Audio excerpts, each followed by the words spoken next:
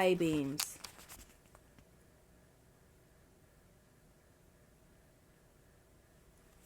This is a story that I heard from my grandmother, actually. It's actually happened to somebody. The girl driving the old blue sedan was a senior at the high school. She lived on a farm about 8 miles away and used the car to drive back and forth.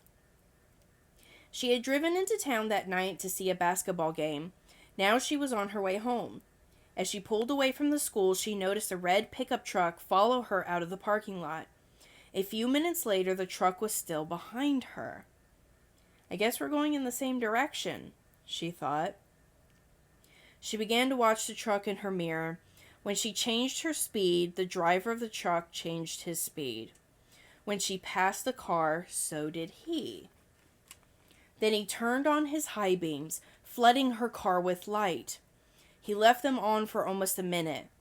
He probably wants to pass me, she thought, but she was becoming uneasy. Usually she drove home over a back road. Not too many people went that way. But when she turned onto that road, so did the truck. I've got to get away from him, she thought, and she began to drive faster. Then he turned his hind beams on again. After a minute, he turned them off. Then he turned them on again and off again. She drove even faster, but the truck driver stayed right behind her. Then he turned his high beams on again. Once more, her car was ablaze with light. What is he doing? She wondered. What does he want? Then he turned them off again, but a minute later he had them on again, and he left them on. At last she pulled into her driveway and the truck pulled in right behind her. She jumped from the car and ran to the house. "Call the police!" she screamed at her father. Out in the driveway she could see the driver of the truck. He had a gun in his hand. When the police arrived, they started to arrest him, but he pointed to the girl's car.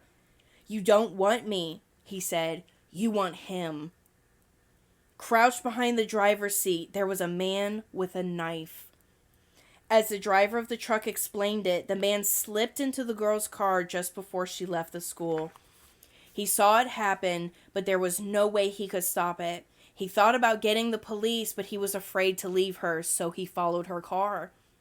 Each time the man in the back seat reached up to overpower her, the driver of the truck turned on his high beams. Then the man dropped down, afraid that someone might see him.